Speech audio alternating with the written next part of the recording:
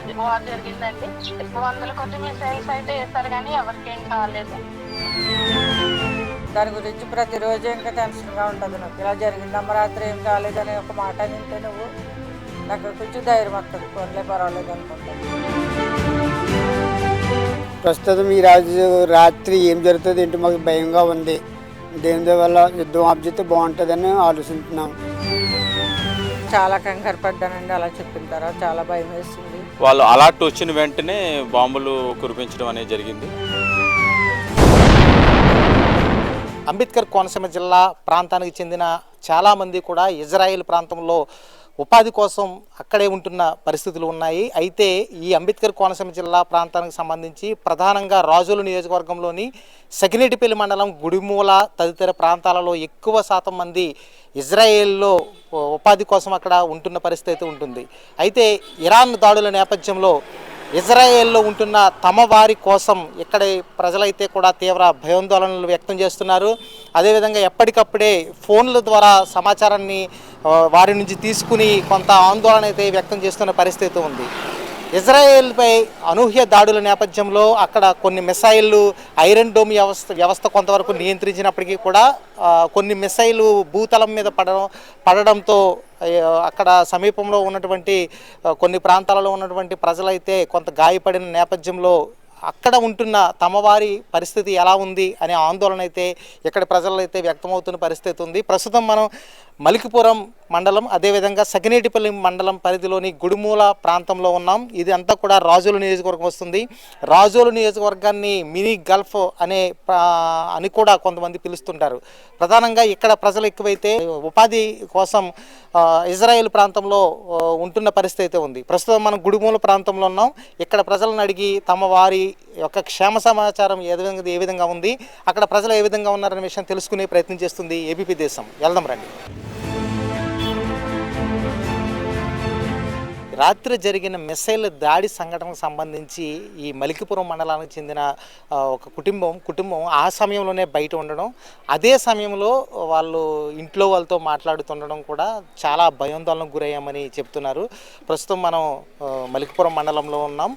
అక్కడ అసలు ఏం జరిగిందనే విషయం కూడా వారి కుటుంబీకుల మాటల్లోనే తెలుసుకునే ప్రయత్నం చేద్దాం. సార్, అసలు రాత్రి అంటే మీకు ఎవరు ఉంటున్నారండి అక్కడ? అసలు ఇజ్రాయెల్ నుంచి ఎప్పటి నుంచి ఉంటున్నారు, ఎవరు? ఓకేనండి, నా పేరు సహదేవ్ తాడి.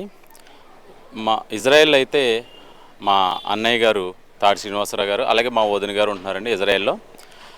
రాత్రి సమయంలో మేము సడన్గా సోషల్ మీడియాలో లైవ్ చూస్తుండగా ఆ ఇజ్రాయెల్లో ఇరాన్ నుంచి బాంబులు పడుతున్నాయని తెలియగానే మేము చాలా కంగారు పడ్డాం. ఎందుకు అంటే ఒకసారికి లైవ్గా చూడగానే అంటే మా అన్నయ్య మా వదిన వాళ్ళు కూడా బయటకు వచ్చి ఉండగా సడన్గా వాళ్ళు అలర్ట్ వచ్చిన వెంటనే బాంబులు కురిపించడం అనేది జరిగింది. అంటే మీరు దాడి జరుగుతుందని తెలిసి మీరు మామూలుగా లైవ్ చూస్తున్నారు అంటే లైవ్ వస్తుంది కదా మనకి, అలర్ట్ వస్తుంది కదా, లైవ్ అలర్ట్ వచ్చింది. లైవ్ అలర్ట్ వస్తుంది కదా, సడన్గా ఆన్ చేసి చూస్తుంటే పైనుంచి బాంబులు పడుతున్నాయి అంటే మనకి ఏదైనా చూపిస్తున్నారు అనుకున్నాను. కానీ అదే సమయంలో మా అన్నయ్య వదిన వారు కూడా బయట ఉండటం అనేది మాకు చాలా భయం అనిపించింది అసలు. ఎందుకంటే మాకు కాళ్ళు చేతులు కూడా ఆడలేదు. ఎందుకంటే సడన్గా ఏంటి ఇలా జరుగుతుంది, సడన్గా అంటే ఒకేసారి దాడి చేయడం వల్ల నేను వెంటనే మా అన్నయ్య గారికి ఫోన్ చేయడం జరిగింది. అన్నయ్య ఏంటి పరిస్థితి, ఎలా ఉంది అంటే, ఏమీ లేదురా ప్రస్తుతానికి ఓకే బాగానే ఉంది, మేము సురక్షిత ప్రాంతానికి వెళ్ళిపోతున్నాం అని చెప్పడం జరిగిందండి. అప్పుడు చెప్తే కొంత ఊపిరి పీల్చుకున్నాం. ఎందుకంటే ఇక్కడ మా సగినేటిపల్లి మండలం కానీ, మల్కీపురం మండలం కానీ, రాజుల మండలం కానీ ఎంతోమంది జీవనోపాధి కోసం ఎంతో ఖర్చు చేసి ఇజ్రాయెల్ కంట్రీకి వెళ్తున్నారండి. ఇజ్రాయెల్ కంట్రీకి వెళ్ళి వాళ్ళు కుటుంబం పోషించుకోవడం కోసం వాళ్ళు ఎంతో కష్టపడుతున్నారు. కానీ ఈరోజు ఇరాన్ చేస్తున్న దాడులు చూస్తుంటే చాలా భయం అనిపిస్తుంది. ఎందుకంటే అక్కడ ఏం జరుగుతుంది అనేది కూడా అక్కడ వరల్డ్ మీడియా కూడా ఏమీ కూడా మనకి తెలియచేయట్లేదు. అక్కడ జరిగేదాన్ని కూడా మనకి ఏమీ తెలియట్లేదు. సో అలాగే ఇప్పుడు మనకి అమెరికా కూడా సపోర్ట్ చేస్తుంది అనేసి కూడా చెప్పారు మన ఇజ్రాయెల్ కంట్రీకి. సో ఏదైతే ఉందో, ఎవరైతే ఇక్కడి నుంచి మన ఆంధ్ర నుంచి తెలంగాణ నుంచి ఎంతోమంది ఉపాధి కోసం వెళ్తున్నారు, వాళ్ళంతా కూడా సురక్షితంగా ఉండాలని, అక్కడ ఎలాంటి ప్రమాదం జరగకూడాలని కోరుకుంటున్నానండి. అసలు అంటే మీ కుటుంబీకులు అక్కడ ఉన్నారు కదండి, ఏం చెప్పారు తర్వాత మీకు? ఇప్పుడు ప్రస్తుతం పరిస్థితి కూడా అక్కడ ఉద్రిక్త పరిస్థితి ఉంది అంటే వాళ్ళు సురక్షితంగా ఉండే అవకాశాలు ఉన్నాయా? ప్రజెంట్ అయితే నాకు చెప్పింది ఏంటంటే ప్రజెంట్ అయితే సురక్షితంగానే ఉన్నారండి. అలాగే ఇప్పుడు కొన్ని బాంబు బిల్డింగ్స్ అనేవి ఉంటాయి, అవి కూడా బాంబు షెల్టర్స్ ఉన్నాయి. ఆ షెల్టర్స్ కూడా వీళ్ళు ఏదైనా అలర్ట్ వచ్చినప్పుడు వెంటనే ఇమీడియట్గా ఆ షెల్టర్లోకి వెళ్ళే అవకాశం ఉందండి. రాత్రి దాడి జరిగే సమయంలో మీ కుటుంబీకులు బయట ఉన్నారని చెప్తున్నారు. అట్ ద సేమ్ టైం లైవ్లో చూస్తున్నప్పుడు వాళ్ళు కనిపించారని చెప్తున్నారు. తర్వాత వాళ్ళతో మాట్లాడినప్పుడు వాళ్ళ యొక్క స్పందన అంటే వాళ్ళు ఏం చెప్పారు మీతో? అది సాయంత్రం అయితే ఎప్పుడైతే ఈ దాడి జరుగుతుందో ఆ దాడి టైంలో నేను ఫోన్ చేయడం జరిగిందండి. ఆ ఫోన్ చేసిన తర్వాత వాళ్ళు అక్కడి నుంచి పరుగు పెట్టడం, అక్కడి నుంచి కారులో వెళ్ళిపోవడం జరిగింది. తర్వాత నేను మార్నింగ్ సమయంలో మళ్ళీ ఫోన్ చేసి అన్నయ్య ఎలా ఉన్నారు ఏంటంటే ప్రజెంట్ అయితే క్షేమంగా ఉన్నారా, ఇబ్బంది అయితే లేదు, దాడి అయితే జరుగుతూనే ఉన్నాయి, బాంబుల దాడి జరుగుతూ ఉంది. సో ఇది ఇప్పుడు ఆగేలా లేదు, దీనికి పరిష్కారం చాలా సమయం పడుతుంది అనేసి చెప్పడం జరిగిందండి. అక్కడ ఉగ్రవాదుల దాడి కూడా జరిగిందనేసి రాత్రి మీడియాలో కూడా తెలిసిన పరిస్థితి ఉంది. ఆ సమయంలో కూడా ఎటువంటి పరిస్థితులు ఎదుర్కొన్నారు అని చెప్పారండి?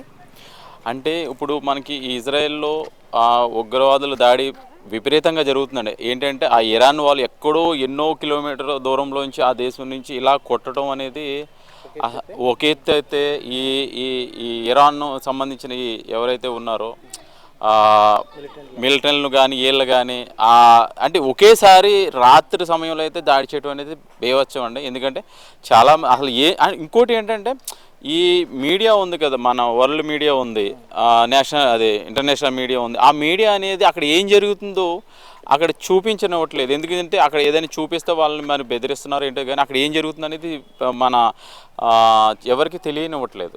First of all main concept అక్కడ ఎంతమంది చనిపోతున్నారు, లేకపోతే ఎన్ని బిల్డింగ్స్ పాడైపోతున్నాయి అనేదని ఈ ప్రపంచ మీడియా ద్వారా తెలియచేయట్లేదని.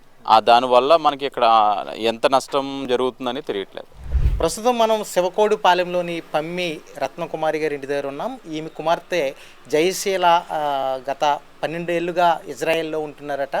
అయితే నిన్నటి రాత్రి జరిగినటువంటి ఇరాన్ మిస్సైల్స్ దాడిలో ఈమె కుమార్తె జయశీల ఉంటున్న ప్రాంతంలోనే, సమీప ప్రాంతంలోనే కొన్ని మిస్సైళ్ళు పడడంతో తీవ్ర ఆందోళనకు గురైన పరిస్థితి అయితే ఉంది.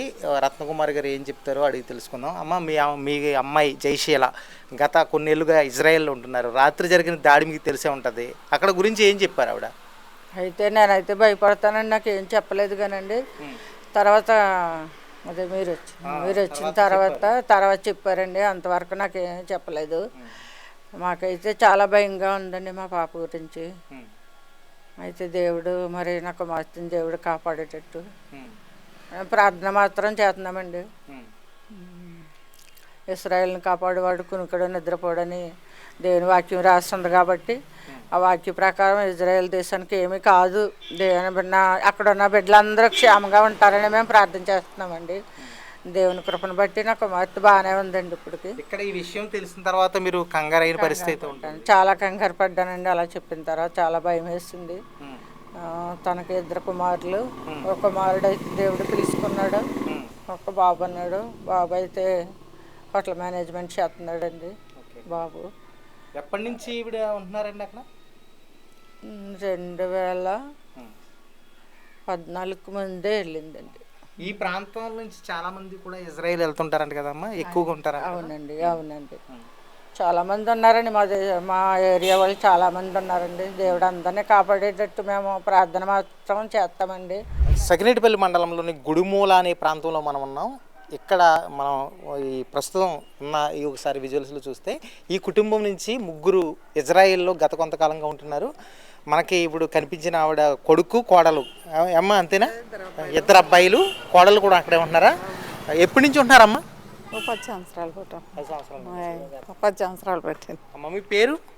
కోన పసుపు. వాళ్ళ పేర్లు అండి? వాళ్ళు అంటే ఇజ్రాయెల్ దేశంలో ఎవరెవరు ఉంటున్నారు ఒకసారి చెప్తారా? సునీల్ కుమారి, మనోజ్ బాబు, సునీత కుమారి. అంటే ఒక కొడుకు, కోడలు, ఇంకొక పెద్ద కొడుకు అక్కడే ఉన్నారు. ఎంతకాలం నుంచి అండి? 10 సంవత్సరాలు పుట్టాం. మరి నిన్న రాత్రి అయితే ఇరాన్ దాడి చేసింది ఇజ్రాయెల్ మీద. మీరు ఎలా అంటే అక్కడ పరిస్థితులు కొంచెం తీవ్రంగా ఉద్రిక్త పరిస్థితులు ఉన్నాయి? అవునండి, ఉద్రిక్త పరిస్థితులు ఉన్నాయని మేము ఇంకా అడిగి తెలుసుకోవటం జరిగిందండి. మరి ఇంకా అలాగే ఆందోళనగా ఉన్నామని చెప్పడం జరిగింది. పేరు కోన హెజ్గిల్ అండి. మేము గుడిమూలలో నివసిస్తున్నాము. మాది కోనసీమ డిస్టిక్. మా పాప ఇజ్రాయెల్లో ఉందండి. మా పాప ఇజ్రాయెల్ ఉంటే రాత్రి ఇరాన్ దాడులకి చాలా భయపడ్డాము. బంకర్లో ఉన్నారని చెప్పారు వాళ్ళు. సరే మరుసటి రోజు ఉదయం ఫోన్ చేస్తే బాగున్నామని చెప్పారండి. దేవుడి వల్ల అక్కడ క్షేమంగా ఉన్నారని తెలుసుకుని మేము చాలా సంతోషిస్తున్నాము. ప్రస్తుతం ఈ రాత్రి ఏం జరుగుతుంది ఏంటి మాకు భయంగా ఉంది. దేవుడి వల్ల యుద్ధం ఆపితే బాగుంటుందని ఆలోచిస్తున్నాం. మీరు కూడా అందరూ కూడా సహకరించి యుద్ధం లేకుండా చేస్తారా కానీ మా బతుకు తెరువు పాడు చేయకుండా మేము ఏదో పట్టుకూటు కోసం వెళ్ళాము. మమ్మల్ని ఇబ్బంది పెట్టకుండా మా అందరినీ కాచి కాపాడతారా కానీ దేవుని కోరి ప్రార్థన చేస్తున్నాము. మాట్లాడారండి మీతోటి? మాట్లాడింది పాప బాగుందండి. రాత్రి బంకర్లోకి వెళ్ళిపోతున్నామని చెప్పింది. బాగానే ఉన్నాము. బంకర్లోకి వెళ్ళిన తర్వాత కూడా మాట్లాడాము. బాగానే ఉందండి. బాగానే ఉన్నానని చెప్పింది. చాలా సంతోషము. ప్రస్తుతం ఎలా ఉందన్నది? బాగుందండి. బాగుంది. పని చేసుకుంటున్నారు. కానీ మరి నైట్ ఏం అవుతుంది ఏంటో తెలీదు. మళ్ళీ కచేపటి చేస్తామండి. చాలా బాగుంది ఇప్పుడు ప్రస్తుతానికి.